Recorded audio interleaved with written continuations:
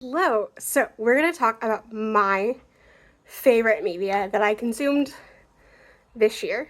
So how this is gonna work is we're gonna do new books, new to me fiction, new to me nonfiction, which I realized I hadn't grabbed, so I'll have to go grab that in a second. New albums, new to me albums, new movies, new to me movies, new TV, and new to me TV. We're also going to do a thing where it's gonna be the top 5 asterisk. So it'll be mostly top 5, except for ones in which I consumed more than 15, and which will do my top 10. So if there's not more than 15, it'll just be my top 5. And if it's not, and if there's more than 15, then you'll get my top 10, because you get just more of my faves. Because I didn't feel like there's somewhere like I only consumed 10, so like giving you the entire like list down to bottom just didn't seem interesting. Because it's just like, here's everything in this category that I consumed. Although for new TV, because I'm only counting stuff that I finished as of filming, it is just 5 things. Which considering the fact that like there was like the last couple of years that I've kept track of this like list, there hasn't been any TV shows that I finished, is an impressive feat on my end. So we'll start with the new books and new to me books, and then I will pause and then go grab the nonfiction that I forgot to grab. So we're gonna go in like 10 up. So at number 10 for new books, we have The Demon Queen by Katie Robert. I liked this more than I thought I was going to. I was worried because I find that Katie Roberts' last books in series fall a little bit flat for me, and I can't ever explain why. But this was fun. I enjoyed this. If you've read any of this series, you'll know if it's for you or not. Now, if you're gonna ask me like what my favorite book in the series actually is, it's actually probably the one that's gonna come up later in this list. But yes, this follows Eva, and her deal with Azrael, who is sort of like the one making up the deals anyway. So it was very interesting. I'm glad we finally like got his story. And yeah, I'm kind of, as much as I've been enjoying the series, I'm also kind of glad that it's over. Like, and that we just get to like, you know, do other fun things. So yes, but yeah, I really liked this, which is why it's number 10. At number 9, we have Odd Spirits by S.K. Gibson. S.T. Gibson. I think that if I didn't love these characters, this would have gone lower, to be honest. Because it is a short novella, and if you've read book 1, you know what's happening. I will say, like, if you've never read The Summer Circle, start with this, and then read Evocation. Because this was a re-release of this short story, and the short story re-release came out after Evocation, I read them in this order of Evocation, and then I don't recommend that. But if you're looking for like just a cute, cozy, okay, cute and cozy is probably the wrong word actually. If you want like a really beautiful look at, like a failed relationship that sort of gets its happy ending, I think this is a beautiful exploration of that, and I loved it a lot.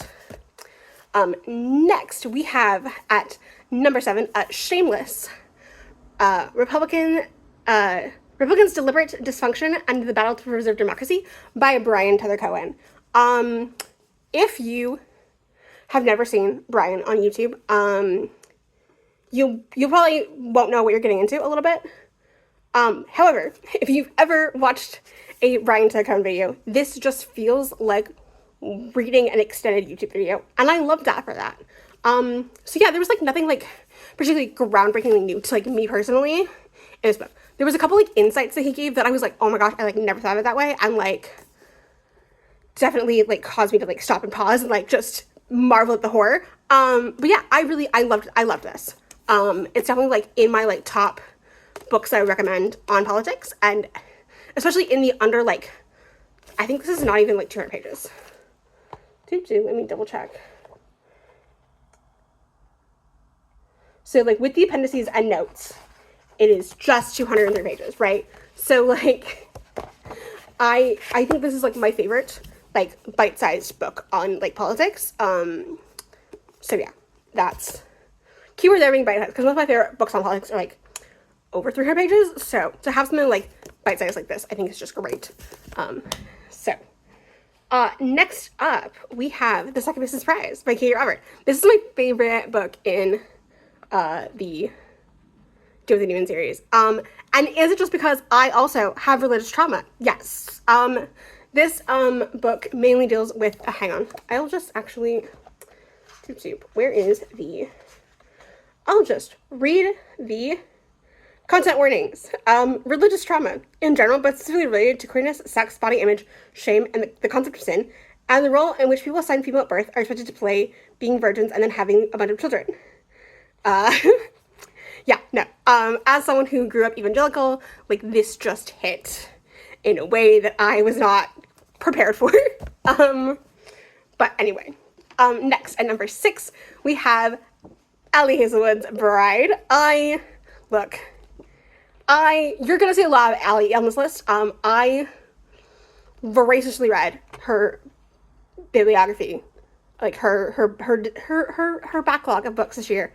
And this was good. This was good. Is this my favorite Ali Hazelwood this year? No, because you're gonna see that next. But I liked this. This was fun. Like, I liked it a lot, okay? Like, it's just the right amount of campy and fun for me that I just ate it up. Was like screaming, crying, throwing up. Like, I had such a good time with this. There's like 2 stacks of book right next to me, and I feel like I am like craning my back how I was sitting.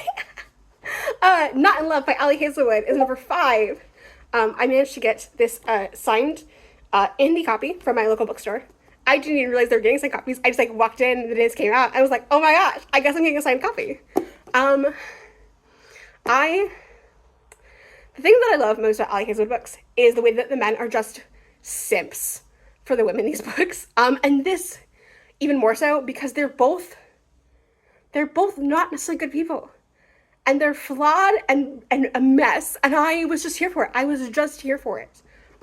Which is why this made it where it did. It was such a good time. And I love Ali Hazelwood's writing. And I will literally read anything she writes. There's 2 books I think I still haven't read. But you will see like literally you will see almost, I think, every Ali Hazelwood book that I read this year here. If not, hang on, I'm checking that. Oh no, you will see every Ali Hazelwood book that I read this year because looking over my Ali section, my romance section of my bookshelf, the only one that's not here is Love Hypothetically, which I've already read. I read The Love Hypothesis like a year after it came out. And I was like, this was cute, and I had a good time. But, like, if this is all of her books, I don't necessarily know that I need it. And then I saw someone review Love Theoretically, and I was like, I may need to read that. And then I did. Also, when I saw that Bride was going to be, like, supernatural, I was like, okay. Speaking of supernatural, but, like, not really. Wisteria by Alan Grace is my 4th pick. Or my 4th favorite book of the year. This is the conclusion to the Belladonna trilogy. It is a YA series. Let me, actually... Sorry. These are taking the focus on my phone. Anyway, so this is the 3rd and final book in the Belladonna trilogy. And it follows actually a different character. But I loved that. This book was so much fun. Obviously, like, you have to kind of read the first 2 to like know what's happening here. Like, you can't read this as a standalone, even though it does focus on a different character. If you love like marriage of convenience and a couple that just kind of despise each other right off the bat, like, read the other 2 books for this. No, I love this whole series because it is it's like gothic supernatural Jane Austen. In the sense that, like, it feels like that sort of, like, era. They're going to balls, they're, polite society, but then, like, you've got death and fate being real and their magic and then you've got just like these largely empty, like, decrepiting houses that are just kind of falling apart both internally and externally, and it's so good. And I'm so excited. She's doing an adult series next, and I am so excited to see like what this author does in the adult space. Because this was delightful and I loved it so much. I realized that I put all of the books on top of the stack of books that I need access to. Okay, so at number 3, we have Midnight Ruin by Katee Robert. This is the 6th book in the Dark Olympus series. If you've never read the Dark Olympus series, they are sort of contemporary retellings of Greek mythology, taking place in sort of like a contemporary, like, kind of fantasy light world. It is more like, feels like contemporary than it does fantasy. This book is Orpheus, Eurydice, and Chiron.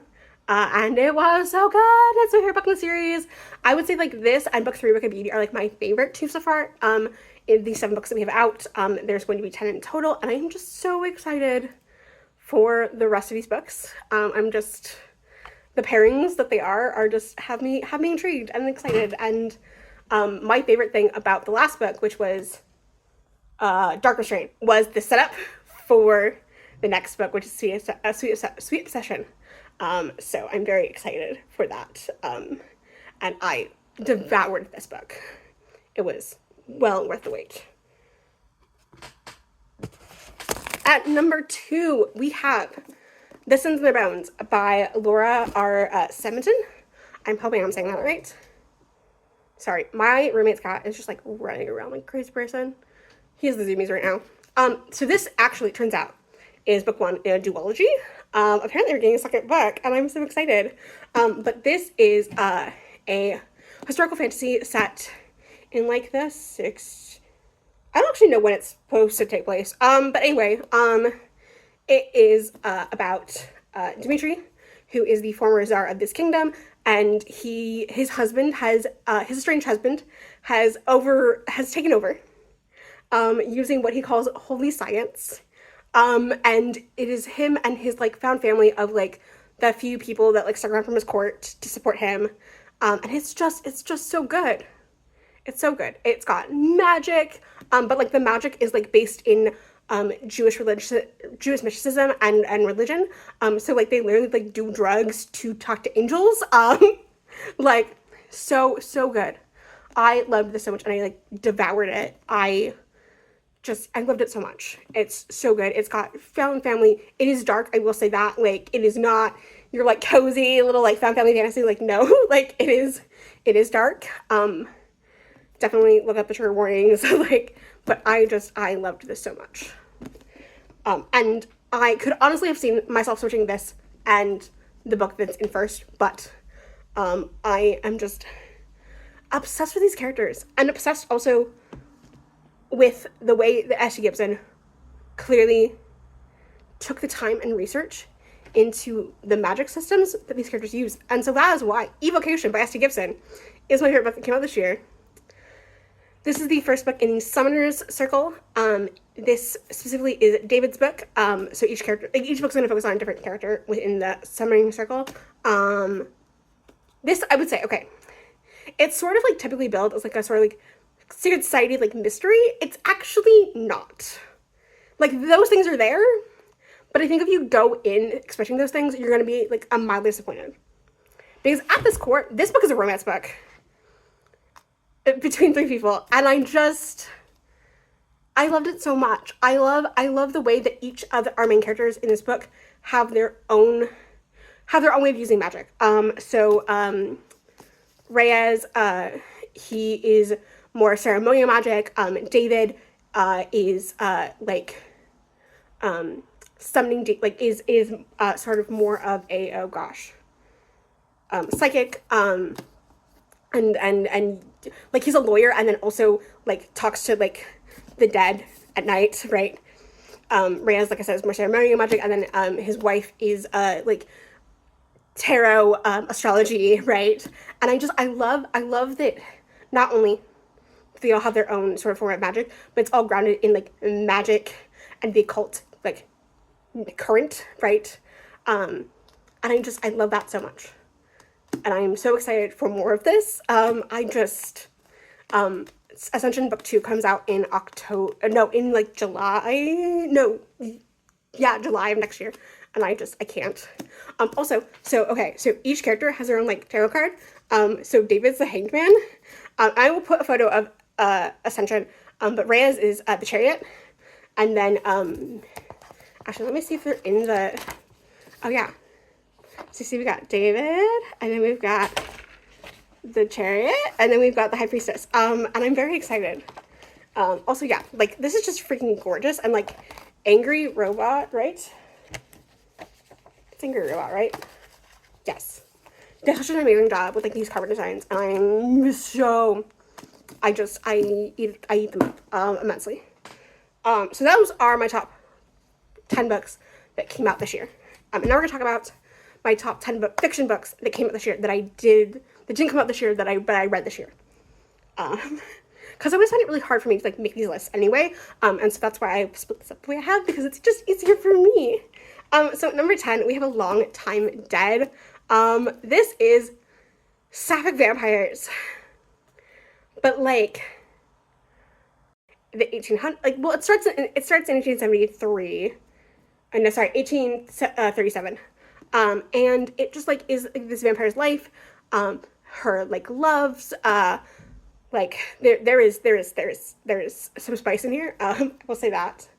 But yeah, it's about these two vampires who sort of, they have the same, like, sire, and it's sort of about, like, them taking care of each other and dealing with their own, like, traumas and the idea that they're just, like, never gonna die. Like, and it was beautiful. And this author has another book, and I do want to read it at some point. But yeah, I really liked this. Next up, at number 9, we have The Song of Achilles by Madeline Miller. I like this a lot, and I think I talked about this a little bit in my November wrap up, but I think that I went with a little too high of an expectation with this book. Like, don't get me wrong, I get 5 stars. I really like this book. I just expected it to be, like, a new favorite, and I liked it. I just don't know that it's there. I have a couple cons with it, especially as someone who, like, read the Iliad this year, as well, and then also I went from immediately reading this to watching Troy. Yes. Anyway, I don't recommend that. Like, I cannot recommend that. Don't do it. Don't do it. Because you will just be like, I'm sorry, what were the choices that they made in this film? But you know, I love that film. That film has much close to my heart, just because it is one of my favorite actors, like, first roles. So it's fine. But anyway, I liked this a lot, and if, like, obviously, like, it will destroy you. But I am dead inside, so I didn't cry. Because again, I am dead inside. Me saying I almost cried is basically the same thing as saying that I cried. That's how mentally unwell I am. Next up, we have The Fifth Season by N.K. Jemisin. This book is so good. This book is so good. And I am hoping to, and I maybe should have waited. Because I'm filming this on this 11th. So maybe I should wait and see if I end up getting to book 2 this year. Because that's my hope, that I do get around to book 2. But this was so good. This is book 1 of the Broken Earth trilogy. It is a fantasy dystopian, in which they're kind of earthbenders. Like, that's the closest way I can describe, like, the magic system without, like, getting too in the weeds about the magic system. It is told in, like, 3 POVs, and what I love is the way that she uses not only, like, 3 POVs, but, like, first, third, and third perspectives, as well in this book. Like, it's so done well. It's so well done. And I cannot wait to devour book 2, because, like, if you've read this, you know the, like, the reveal had me shooketh. Like, I am pretty sure that I brought this with me to work. I was, like, reading it at work in my downtime. And when I hit that, and I was like, excuse me? Oh, ma'am. Anyway, this was delightful and so good. And, like, so good. It was so good. Had me gagged. And yes, I read a bunch of Ali Hazelwood this year. We have Love on the Brain by Ali Hazelwood. I think this is my least favorite Ali Hazelwood book. And it says something, though, that even my least favorite Ali Hazelwood book still ended up on this list. I I called what was happening pretty early on, because again, it's an Ellie Hazelwood book. But her brand of camp is my kind of camp. So here we are. There's not really a whole lot I can say about this. Like, again, like, if you like Ellie Hazelwood books, I'm sure you probably read all of her books. If you've never read a Hazelwood book, I don't necessarily recommend starting with this one.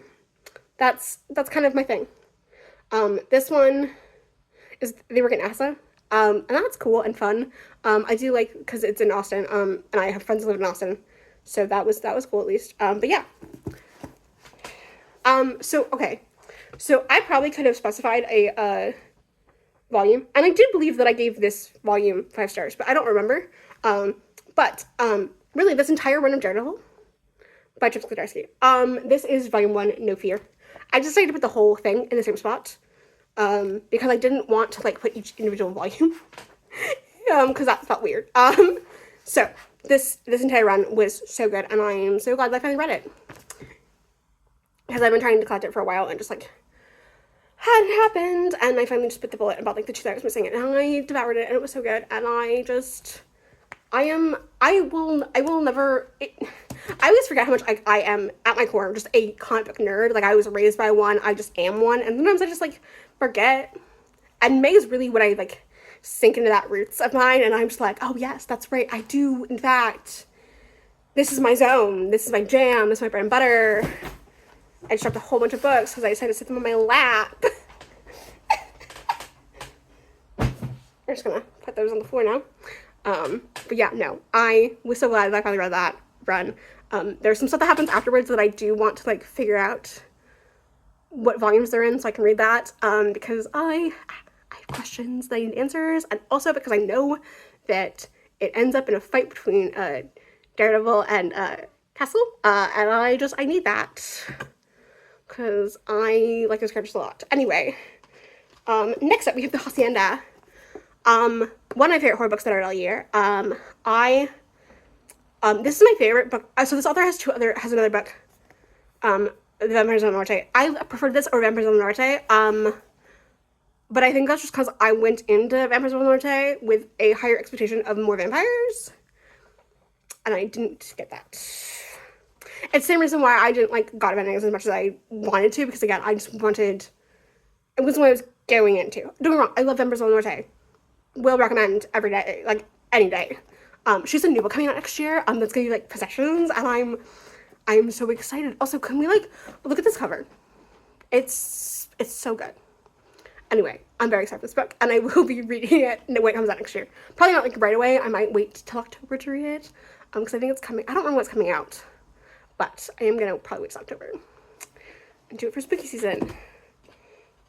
But yeah, if you like your, like, gothic horror, in an old house in Mexico, and also, like, a history lesson of, like, the Mexican War, the aftermath of the Mexican Independent War, I think this is just a really good use of your time.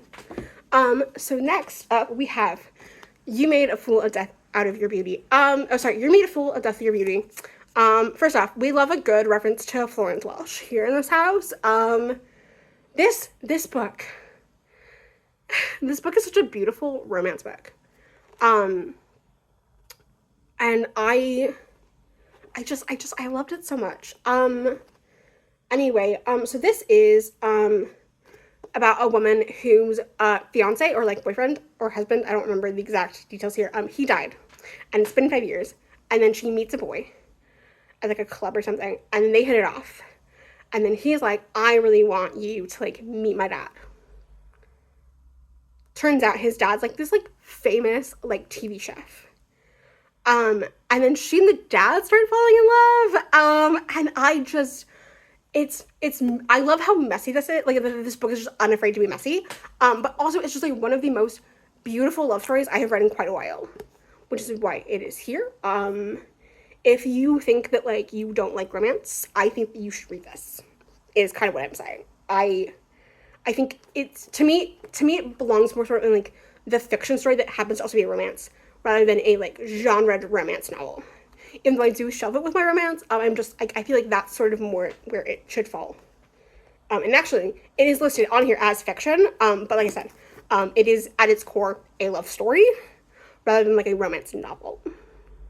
And I love how it deals with like grief, because like they've obviously both the dad and our main character have both like lost lovers. And it was so beautiful and moving, and I loved it so much. I'm actually planning on reading more of this author this year, or next year, because I loved this so much. They are also the author of Pet, which I read last year, which I also liked, but not as much as I liked this, I will say.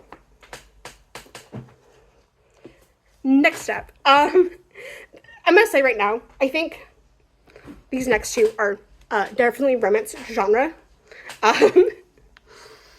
And this one I love, but it's also it's so campy and but like also funny, and also just nostalgia for me. And that is The Blonde Identity by Ally Carter. I grew up reading Ally Carter's young adult series, the High Society and Gallagher Girls, and then also to a lesser extent Embassy Row. I liked Embassy Row, just like not in the same way that like I love Gallagher Girls and High Society. So to see her come out with an adult romance novel that's also like in that same pocket of like those vibes. Okay, like, so it is about a girl who wakes up with no memory, and people are like hunting her and she's not sure why. But there's this guy that's like, hey, you can trust me. And so like they're trying to escape all the people who want her dead, and she has no idea what's happening. And it is like a Hallmark level, like Hallmark movie, like cheesiness and like wit. To be fair, Ally Carter has actually written a holiday movie. I don't remember the name of it right now. But so like it has like kind of that vibes, that cheesiness, but yet in a way that like I just find so absolutely endearing. I love these characters so much. There's gonna be a sequel, and I'm so excited. I think it's gonna follow another character. I can't say who I think it's gonna follow without spoiling this book. And I can't do that. But yeah, no, this was smart and funny, and I'm so like ashamed that I did not get around to this when it came out, because I remember being like, oh my gosh, I really want to read that, and then just like not doing it. And I'm so glad that I finally did, because this is just like fun, campy, and I'm just here for it. Also, like, I love a good, she also has a Christmas one. She has a Christmas, like, I think it's called The Most Wonderful Crime of the Year. And I had too many other books that I wanted to like finish this year, but there's a couple Christmas books that I'm like, ooh, next year. But yeah, we'll definitely do that. But yeah, this was just fun, and I laughed, and it was just chef's kiss. And then I laughed, but like I giggled and kicked my feet and screamed like a small child. Love Theoretically by Ali Hazelwood. This is my favorite Ali Hazelwood book. It just is. I would date Jack in a heartbeat. I'm not even joking. Like, he's just the best. I can't talk about Ali Hazelwood books with any like sort of coherency, or like here's the plot is. I just have, it's just like a vibe for me that I cannot fully explain. But yeah, no. This one's set at MIT. He thinks that it turns out like his brother has been like hiring her to like fake be her girlfriend, and the entire time Jack's just had like a raging crush on her, and now they're finally together. It was so good. I love a man who just simps for a woman. It was delightful. And then in my favorite book of the year, which is very different from like the like heavy romance of the rest of the books that I read, Under the Pendulum Sun. This is Gothic horror at its finest. I think that like, as someone who really enjoys Gothic horror, and as someone who also like has religious trauma, this had me gagged. So this is about we figured out how to get to the Fey realm in like the 18th century, and so we just sent Christian missionaries in to go preach the gospel to the Fey. Because that tracks actually. And so is about a woman who named Catherine, who goes and visits her brother, who is a missionary in the Fey realm, and it's about all of the absolutely unhinged things that happen in this house / the Fey realm in general. And I ate this up. It was immaculate. I am sad this author does not seem to have any other like novels.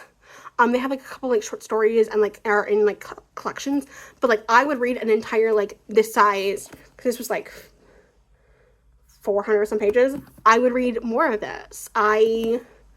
This was so good, and I love the ways in which these characters justify their actions. It was delightful and scrumptious, and I want to say vile, because like the actions these characters end up doing is just unhinged behavior. But it makes sense because they're in the Feywild. Right? And I loved this so much. It was so good. Definitely check the content warnings on this one. Like, I cannot stress that enough. This for me is in the same way that like when I talk to people about the card counter, I always am like, it's a really good movie, but check the trigger warnings. That's how I am with this book. I'm like, it's a really good book, but like check the trigger warnings. Because I totally understand this is not gonna be everyone's cup of tea, but it's mine. And so good. Normally I read a lot more nonfiction than I did this year. I only read, so normally, and I'll probably do a video about this in the new year, where like I go over my Storygraph stats, but like normally my breakdown of like nonfiction versus fiction is normally like 30-70-ish, like on average. This year it was like 18% nonfiction. So there's not a lot of nonfiction for me to like discuss. So these are just my top 5. Starting off the bat with The Stars Within You, a Modern Guide to Astrology. I've read one other astrology book, I think, and I will definitely say this was definitely like way more insightful. Astrology still for me is something that like I would have to like, if I'm gonna do anything with astrology, I'm gonna have to like pull out this book to like reference, because like it does not stick with me at all. I've learned that about myself, that like astrology does not stick. Like my own chart, I can talk to you about all day, but not in the sense of like what, like I can't interpret it myself. I can tell you what it is, but like I don't understand my placement necessarily in full in a way that makes sense. There are some things where I can kind of be like, okay, that tracks for like my brain, right? Or like there's things that like intuitively to me feel like a certain way. Like there's this song called Maine by Noah Khan, and I cannot explain to you, for me it feels like an earth sign, right? Like I have things like that, and maybe it's just because I associate with 2 earth signs. But to me, like there's certain songs to me that feel like certain, not necessarily like specific signs, but like the energy of like the element of signs, if that makes sense. And sometimes that feeling is even like the lack of a, like, so for example, Not All Those Who Wander Are Lost by Lana Del Rey to me feels like the absence of fire signs. And I can't explain it. It just is. And I don't know why. But anyway, I liked this. But like I said, it all just kind of went in one ear right at the other. But I did enjoy this. Next up we have Women of Myth. This is such a good primer for any of these, like, so it's broken up into goddesses, heroines, and then like monsters. And I think this is a really good like jumping off point. I also, this same publisher, Adams Media, has others for different like mythologies. So they have, I know for a fact, a Greek one because I own that. They have a Norse one because I bought that from my roommate. And I think they also have like a Japanese one. Don't quote me on that. But like these are really nice, like solid jumping off points for like further like study. And I really like them. Also, they have such pretty art. The art for this one and the Greek mythology were both done by Sarah Richards. This also has a corresponding oracle deck that is the same art, and then some more, because there's not art for every person in the book, but there is for every card, and the cards match this. If you have the deck, it comes with the guidebook. The content in the guidebook is different from this entirely, and I really appreciate that. It's not just a carbon copy of the book. But yeah, if you have the deck and you don't have this book, or you have this book and you don't have the deck, I think that they're like, if you like this art and you don't have the deck, like, but yeah, no. I like this book a lot. Again, it's a really good like starting point, and I do believe. Yes, they do have their sources cited for this and the Greek. So if you want to like do further diving, like you have then that. I didn't realize that my bookmark was still in there. Next up, and I don't know why I personally consider putting poetry in the nonfiction. Maybe it's just because of my digestible brain system, because my first job was in a library when I was like in high school. But The Great Goddess Life Lessons from Myths and Monsters was really good. There are some poems that I wasn't as like thorough, like it's a collection of poetry. You're gonna resonate with some, not others, and like that's valid. This is actually my second collection I have from her. I have another one that she wrote like post-pandemic, or like during the pandemic. Something we hope. I will put it here. But anyway, I really liked this, and I'm really glad that I picked it up for my like attempt to read Greek mythology stuff. If you're interested in poetry and you're interested in Greek mythology, this is not a bad pickup. So yeah. Sorry, I got distracted. But next up, we have Cardmancy in Folk Witchcraft, playing cards, Marseille Tarot in Divination, Magic, and Lore. I really liked this. But again, it's the same way that like I should have taken more notes when I read this, but I didn't. So it's just gonna, if I use it, it's gonna come out and have to be used almost as if it's a guidebook for the Cardmancy decks that I want to use. Sort of is kind of the vibes. But again, really good. Then my favorite book, which is also a tarot book, was The Creative Tarot. As someone that like the intersectionality of like creativity and divination to me is very interesting, because I like the idea of pulling cards around creative work, but I always feel like the spreads that I use don't quite hit. I don't know that I necessarily use her spreads, but I do like the way she talks about each card through the lens of creativity and creation and sort of making things. I do like that a lot. So yeah, this was very good, and I very much enjoyed it. And those are my top 5 nonfiction books. The rest of this video is going to be me reading off of the list behind me, or behind you, and putting up the images for what they are, because some of these I do have in physical media, and others I don't feel like getting them out. So we're just gonna not. So, new albums. I debated not putting this on here because it's a concept album, and I also feel like because it's a concept album, I put it lower than it probably should be, because it's actually like phenomenal. But The Warriors, or I think it's just called Warriors actually. This is so good. So this is a musical adaptation of the film from the 70s, which I've never seen. But I was like, it's Lin-Manuel Miranda, like I'm gonna listen to it, and it is so good. There are songs on here that I just will throw on because they're so good and like just amazing. Mainly I throw on like Roll Call a lot. If I'm gonna be honest, I would just throw on like a random song from this. It's gonna be Roll Call. Because I love some of the like, because I love that it's all the female characters, and then there's some really fun lines that I just like get stuck in my head a lot. Mainly while I was reading Song of Achilles, I had this stuck in my head a lot because there's a character named Ajax in the musical, and also in Song of Achilles, and so like my brain would just go like, hang on, it's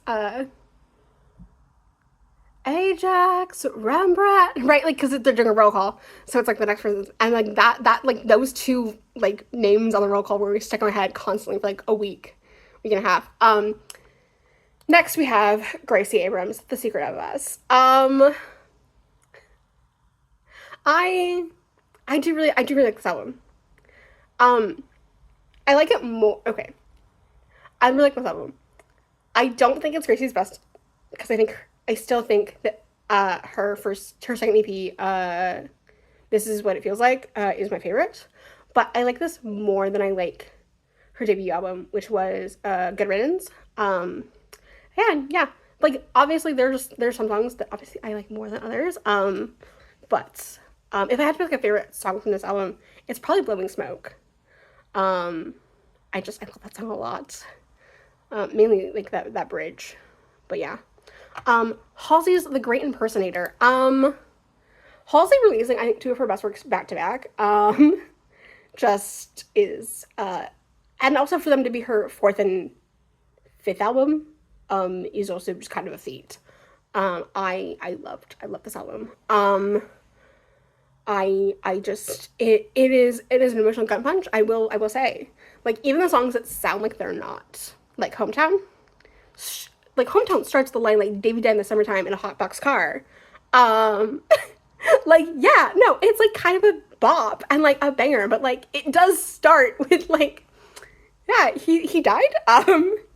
Right? Like there's a line, and he's evergreen in 17 for the last 7 years. Like 11, and he's evergreen in 17 for the last 11 years. Like, because he's dead, right? Like, but yeah, no, I love this album so much. I think that like Halsey sort of like dealing with her own mortality, with motherhood, on this album is just immaculate, and I love it. I love it so much. I also just love, like, I was worried, given the fact that like she's impersonating so many different artists over 4 different like decades, that it was gonna feel like inconsistent, and it doesn't. And I really appreciate that. Short and sweet, Pacific Carpenter. This is a fun album. I love watching an artist just be horny on main. Yeah, this is just fun, and I don't know really what else to say about it. And then, my actual favorite album this year is GNX by Kendrick Lamar. I don't listen to a whole lot of hip hop, to be honest. It's like Kendrick and, Clipping, and I think that's kind of it. But I think this is like, in terms of Kendrick's discography, I think this is like the most like just replayable album. Like I think that like, right, like I love To Be a Butterfly, and I don't like, there's a couple songs that I put on from that album, but like I don't really put on the whole album a whole lot. Whereas GNX, you can just like top to bottom just like throw that album on. And I really like that, truly, deeply. And I'm someone that doesn't really particularly like Damn, so like, so all the people who are like, oh, it's not better than like Damn, I'm like, no, it actually, in my opinion, it is. But again, I also try to not, I don't typically put my hip hop like thoughts on the internet as a white woman, but here we are. I will say it's my favorite album of the year. So okay, new to me albums. Again, we did put a soundtrack on here. We did put a soundtrack on here. So at number 5, we have the Drip Music soundtrack. I love the soundtrack. I love this movie. I am a little scared that I'm not gonna like the book as much.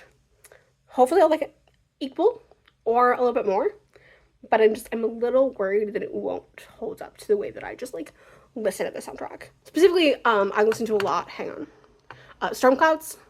I listen to a lot of Dumb Things. I'm Here. Basically, if Garrett Hedlund is on the track, I've probably listened to it a bunch. Just a safe bet. I really liked this. Historian by Lucy Dacus. This is, so I listened to 2 of her albums. Historian and, oh gosh, what's the other? Home Movies, I think, or Home Video. I'm double checking. Home Video. And I think that I like this one more. Like, a lot more. Now, to be fair, like, the Lucy song that I put on the most is Night Shift. So, and this is where, like, this is the album that Night Shift's from, so, like, it makes sense to me that I would just like this album more. But I also think that, like, it does personally, in a way that, like, more resonates with me, does the ex-evangelical better than Home Video. But again, that's just, like, personally for me, I think it does it that in a stronger way that I resonate with more. So, but yeah, I really liked it. And I literally threw this on and, like, went for a walk. It was great. It was a fun time, like, going for a walk listening to this. Next up is Stick Season Forever. So I actually think, hang on. I think Forever came out late last year. I just want to double check that I'm not, like, crazy. Because Stick Season came out in 2022. Okay, no, actually, technically Stick Season Forever came out this year. But I put it in album that came out last year.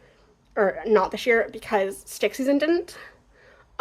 So Forever, especially because Forever, for the most part, is just, okay, it's Forever, and then, so it's one new track, and then it's mostly just the, featured tracks. So, he did a bunch of collaborations for songs from the original album, with other artists, and that's most of what Forever is, because there's another version, so there's Stick Season will all be here, and then Stick Season Forever, and so, which is why I put Stick Season just generally in the New to Me albums, because I listened to a little bit of Stick Season last year, but not, like, the full album, and then yeah, Forever.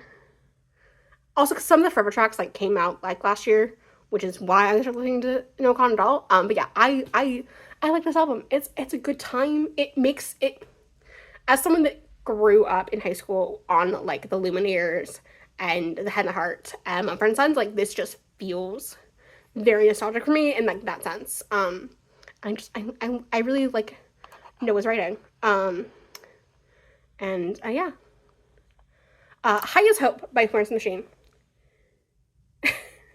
I don't know why, when this album came out, I did not listen to it in full. I listened to every single that came out prior to the album coming out. And then for some reason, had never, like, actually sat and, like, listened to this album start to finish. And I definitely think, that, it's not my favorite Florence album. I will say that. I will say, though, I think that for me, it might, but, like, I understand, like, why this one wasn't as big as, like, some of her other, like, albums, but, like, I really liked it, and I think that, like, people are sleeping on songs like, oh gosh, trying to think of the name of it, actually, hang on.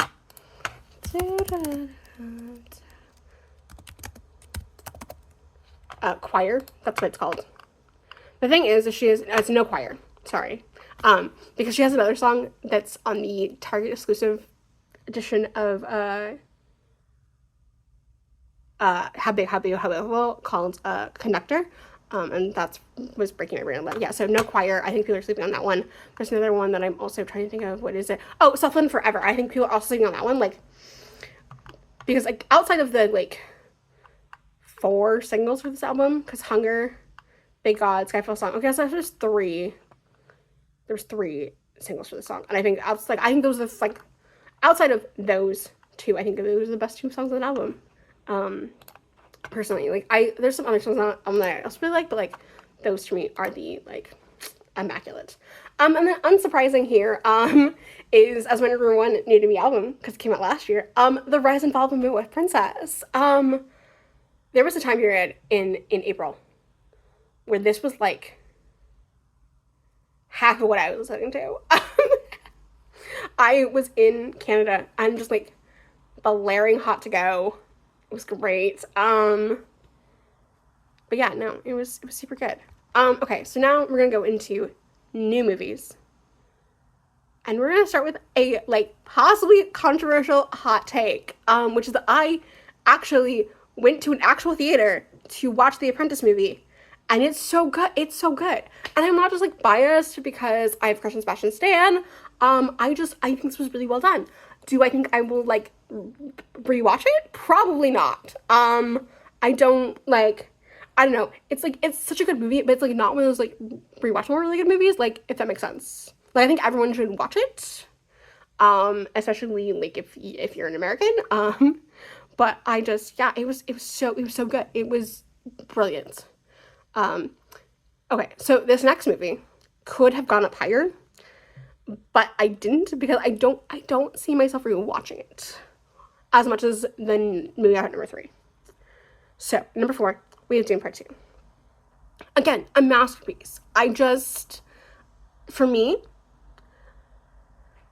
like it's better paced. It's there's less like slow bits than Part 1.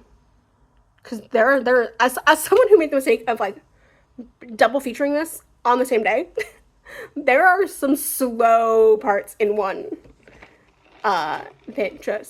that movie feels longer than it is at some points. And I say that as someone who likes 1 and likes 2, but yeah, I don't know. There's something to me that's like it's not like they're really good like technical movies. And like from everything that makes a good cinema, like they are that. But just from like a rewatchability standpoint, like I don't see myself just throwing it on casually in the same way that like the next movie on this list, like for me, I could see myself just like randomly throwing it on.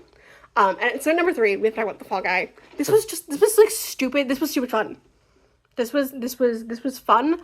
I believed like the romance between the characters. The action sequences are really fun. Like it's just a good time. And like a well done good time. If you've seen Bullet Train by the same director, think that, but like a little bit less crazy. And I say this as someone who likes Bullet Train, right? Like, but yeah, no. And if you don't like Bullet Train, I'd still say watch Fall Guy because I think that like, yeah, it's the same director, but like it doesn't feel like the same director. Like, I mean, it does in some ways, but like not others. Also, like this is also just this movie is also just such a love letter to cinema itself. Like the opening credits are designed to look like a movie script. Like there's just it's such a love letter to cinema and the field of stunt coordination and it's just a good time. Next up, in love letters, in movies that are love letters to things, we have Deadpool and Wolverine. I grew up on the Fox Marvel movies. My first time I went to a drive-in movie theater was to see Cars and X-Men Last Stand. Right, like I was raised on Fantastic Four, with like the 2003 with Chris Evans and Jessica Biel. And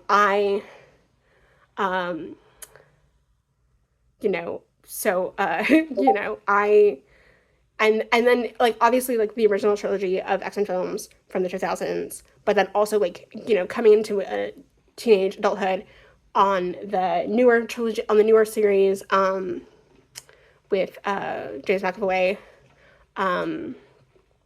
Right, like as someone who's just again, I was raised by a comic nerd. I just like this is my DNA. So to watch such a love letter to the like Marvel Fox movies, just warmed my like. They're also just like as a comic nerd, like there's so many references and so many like little Easter eggs, and I was talking with one of my friends after I saw this movie, and I was like, I have never felt more high on my own supply than I did coming out of that movie. Like, I was just like, yeah, no, like, let me just, like, because I went with my siblings, and my siblings are, like, a little bit younger than me, but, like, not.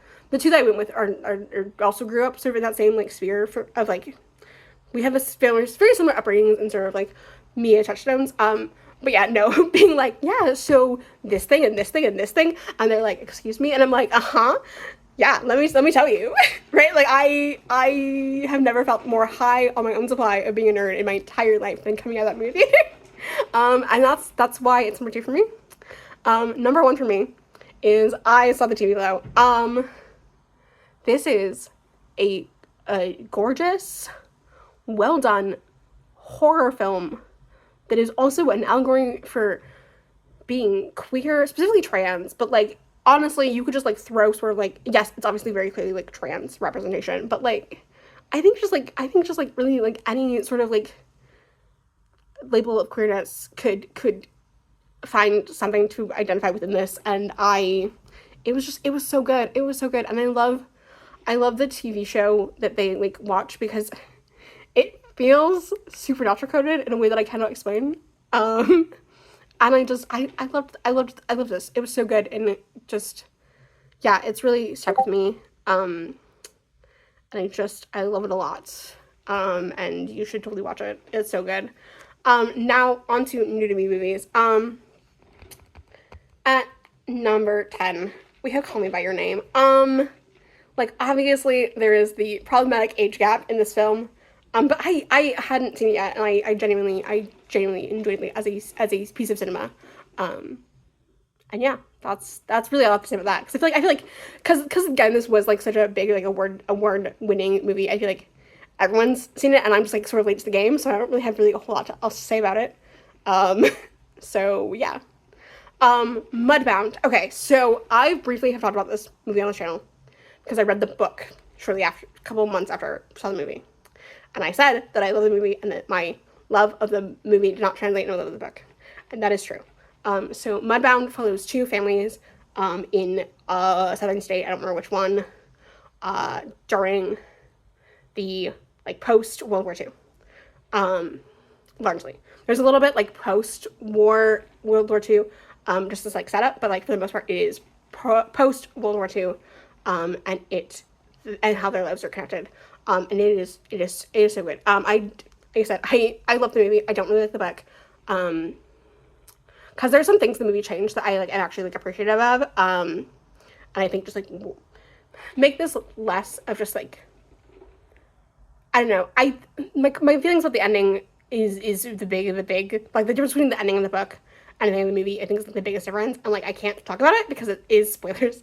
But yeah, no, I like this movie a lot. And it was solid and good, and I just, yeah. Next up, On the Road. How do I talk about this movie? There's certain films that I remember when they came out. Not because I saw them when they came out. Obviously, this is new to me, movies. But because their trailers were everywhere on television while I was watching Cartoon Network. And this is one of them. This is one of them. It was like this. It was Sucker Punch, and Aragon, which is another movie that I watched this year for the first time. Like, I feel like there's another one that I'm like kind of forgetting, but like those to me are like such core, like weirdly specific memories of like seeing the trailer for this movie and then finally watching the movie and being like, as an adult, like it's kind of weird. But anyway, I liked this enough that I'm probably gonna at some point read the book, because it's based on a novel and I can't think of the author's name right now, and that's kind of on me, because it's like a classic novel, and it's one of those things where like I watched the movie and I was like, I understand why this is a classic novel, like that kind of like, right. And I just loved the movie. It was great. Dark Music, the movie. I loved this. There's there's one scene in this movie where I went, oh, they cut probably what happened in the book from the rest of the scene, because it just kind of ends like suddenly and you're just kind of like, wait, what? But other than that, I loved this. I obviously, like, I not only do I listen to the soundtrack a lot, I literally bought a physical copy of the soundtrack from Australia because I love this movie. But yeah, so that's Dark Music. Now we get into like silly fun. Caitlin just loves this movie, even though like there's some definitely quality issues. And that is King Arthur Legend of the Sword. Okay, so when I say there's some quality issues, there is some CGI at the end of the film that feels like it was ripped out of a video game. Like if you gave me that scene out of the context of the film and told me it was a video game, I would believe you. But this was just fun. This was just kind of stupid fun. Yeah. If you like really have like strong attachments to the King Arthur lore, I don't know if you'll enjoy this. Maybe you will. Maybe you will. I don't know. I am not someone particularly well versed in Arthurian legend. I'm not gonna lie. I watched this because Charlie had him, and I just had a good time. It was just kind of fun. Speaking of just kind of fun, Deadpool 2. I actually hadn't, so I'd watched Deadpool 1 with some friends a couple years ago, and I hadn't watched 2, and so, because I was going to see 3, I watched 2, and I liked it. And that's really have to say about it.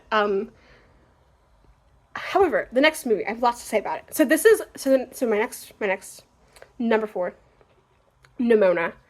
Okay, so I'm someone that read the webcomic this is based off of in high school. After it was like traditionally published. And Andy, he was the author of it. He's done like fan art for it. So it was really weird because I reread it recently and I was like, I feel like this was gayer than I'm remembering it. And it turns out I was remembering fan art that they had made after the fact. And what I love so much about this adaptation of like into a movie is that they fully went into that. Like, this is so much more of a clear, queer story than the book was. Like there's definitely subtext in the book, right? Right. But like this is so much more explicit, and it being a kids movie that is that explicitly queer was just like a beauty and immaculate to watch. And I am so glad that I got to with my sister, and it was great, and I just had a fun time. And this is genuinely like such a fun kids movie, and if you've not seen it, like, it's on Netflix. I highly recommend it. It's so good. Just, yeah, immaculate. Okay. This next movie is up here because I like most of it. I'm still mad about the ending, and I can't obviously talk about the ending without spoiling the ending. But please know that I'm just mad about the ending. That is The Loft. This is like a whodunit. This is a whodunit. Psychological thriller. So these men all co-own this loft in this apartment building. That one of them designed, like one of them is an architect and owns the building, built the building, and they all have this shared loft space, so that they can do things behind their wives' bags. Sometimes that's just affairs, and sometimes it's like alcohol and drugs and like affairs. And then one day a woman is found unalive in the loft, and it's then this who did it. And I liked it a lot. Again, except for the ending. And my problem with the ending isn't the ending. It is the reason that the girl gets killed. It is kind of gross. And not kind of gross in like a oh, they did bad things kind of thing, in a like, and again, I'm trying to like skirt around like spoiling it, but in the way this movie has certain representation is not good representation, and it left me with an icky taste in my mouth. But again, other than that, like, I love this movie so much. It is my third pick for movies I saw this year that were like new to me. But yeah, no, it didn't quite hit the full nail. In movies that absolutely did, though, we have our number 2, which is The Gentleman. Okay, so really quickly, there was a Netflix show that came out this year called The Gentleman that takes place in the same universe as this film, actually. Even though it's like different characters and like totally separate. I have started the Netflix show. I've not finished it as of the time of this recording, which is why it's not going to be on my TV list. But I'm going to make predictions of where I think it's going to be on my TV list. Based on the 2 episodes I have seen. And this is just fun. This is a good, like, crime, like, thriller, not thriller, I would say like good crime action film. Actually, is probably the best way to describe it. Like if you like that show and you like want more of it right now, well, season 2, you should just watch this movie because it's so good. Again, it's different cast of characters, but like it's just good. It's just good. Ray is my favorite character. I love him. I love him. And yeah, it's just good. It's just good and funny and smart and just, again, if you like that show and you have not seen the original film, you fix that. Do it now.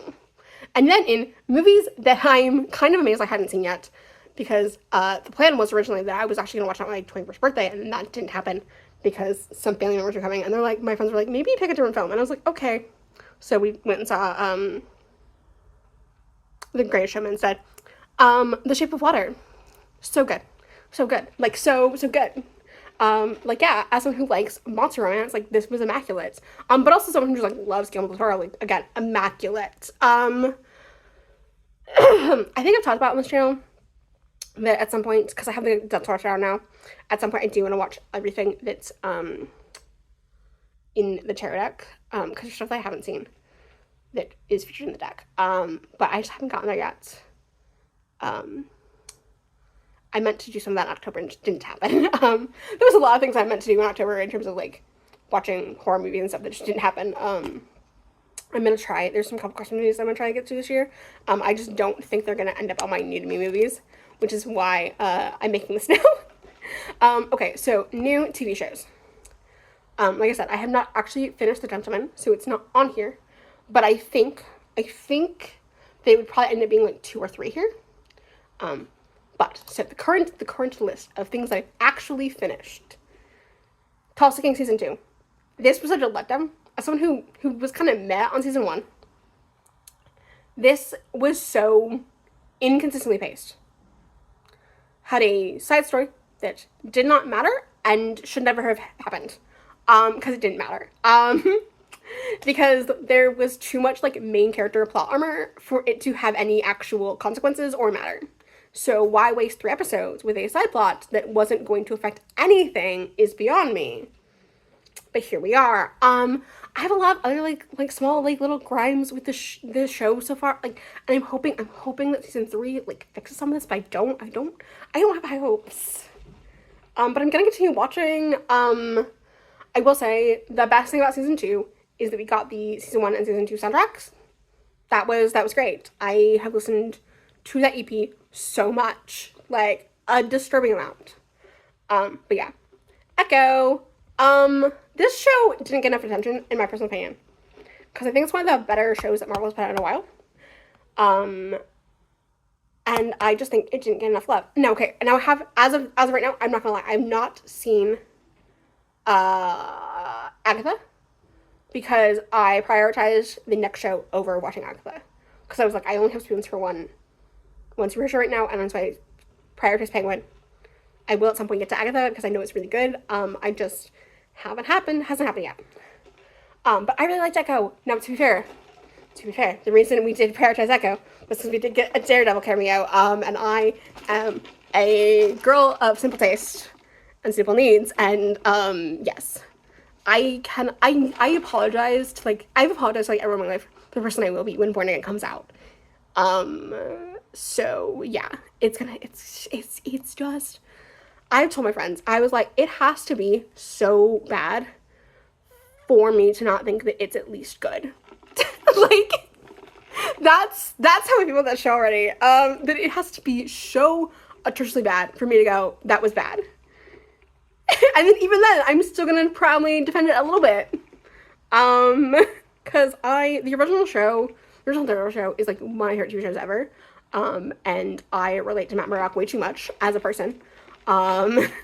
It's the religious guilt, and yeah, with some other things, and yeah, but yeah, so I really liked it. It was really fun and really good, and I just think that it should have gotten more attention and love than it did. Next up, The Penguin. If you are not someone that like really likes comic book adaptations or comics, like are just kind of up with the sort of thing, The Penguin is at its core just a good mafia crime drama that like should be experienced. It's so good. It's so good. I was like worried it was gonna stick landing, and then it does. Like, it is so good. It is just kind of everything I didn't know that I needed. Like, I was like, oh, I'll watch it. I don't really know it's gonna be like my thing or like it's gonna be good. Because I was like, I just don't know about like doing a whole show about like the Penguin, and then it's just like just so like consistently good throughout like the whole thing. And that's the other thing is I was watching like this while also watching season 2, which was not consistent at all, and like and so it's just like a wild experience. And number 2, we have season 2 of Interview with the Vampire. I binged both seasons when season 1 came out on Netflix. And it's so good. It'll also be on my new Me TV because I put season 1 and season 2 as their own things because they came out 20 years. So, but yeah, so good. And then my favorite show of this year was X-Men 87.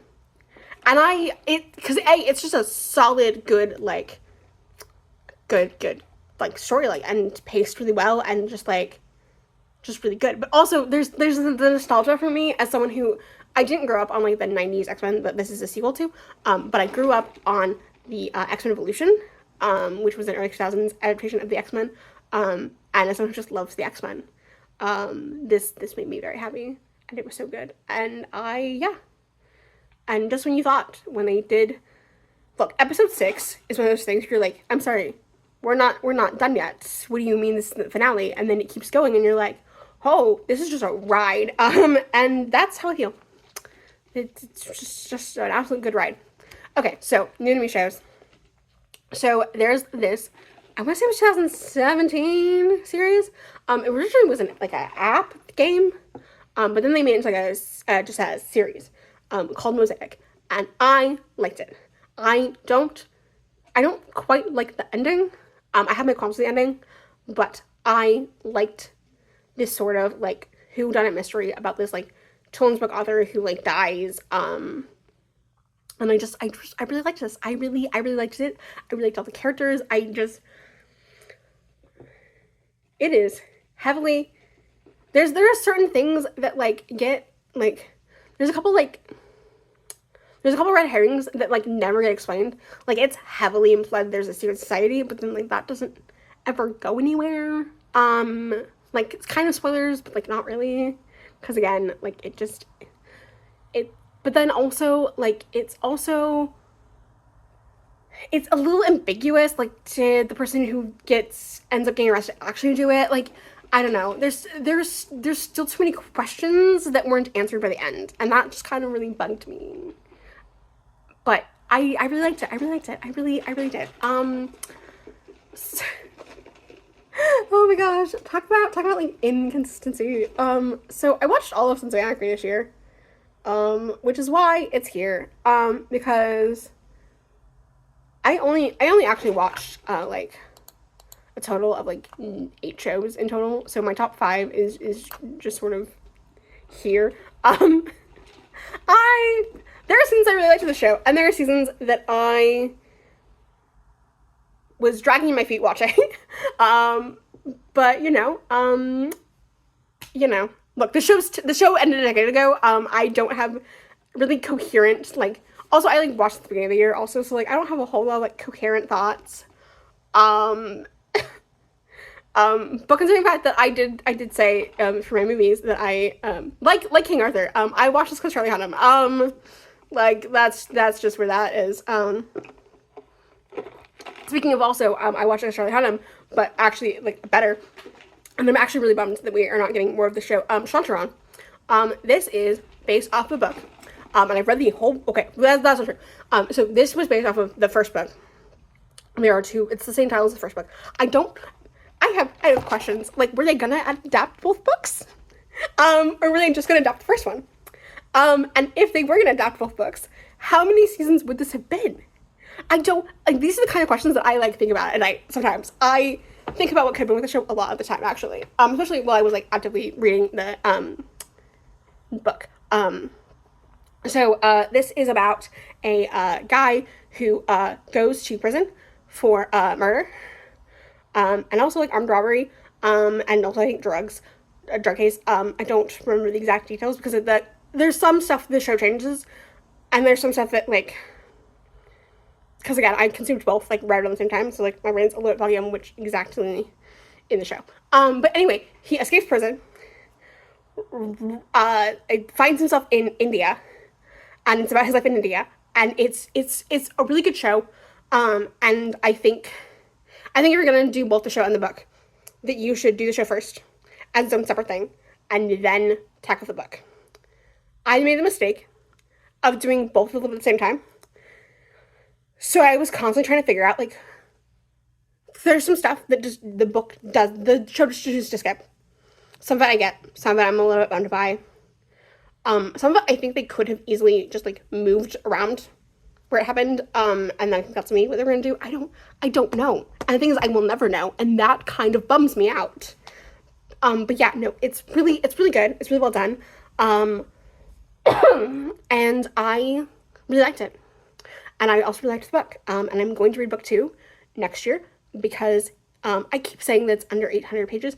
I was just over 800 pages. I was wrong. Book 2 is also 900 some pages. I don't know where I got in my head that it was not, but here we are. Okay, this could have honestly switched with number 1, but I put it here. But yeah. Scenes from a Marriage.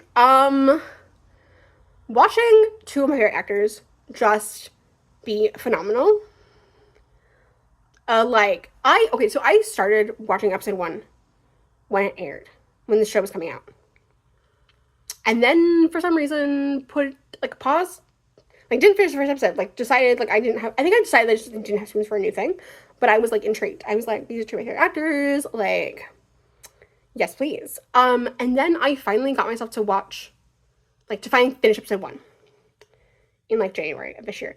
And I like it was one of those things where I finished episode 1 and my hand slipped and somehow I had finished the entire like 5 or 6 episodes. Like it was that like just bingeable and so good. Oscar Isaac and Jessica Chastain are obviously fantastic. Like it's just so good. I'm if you've not checked this out, you should. Like it's so good. It's just good. It's just really solid acting and it's really good. And then season 1 of Interview with the Vampire, also just so good. Just great, immaculate. I don't really have words to say that aren't like kind of spoilery, but like it's just good. It's just good. But yeah, so those are my like favorite media that I consumed this year. I will hopefully make a list of things next year. Hopefully next year I'll also still have TV shows. Actually that's not true.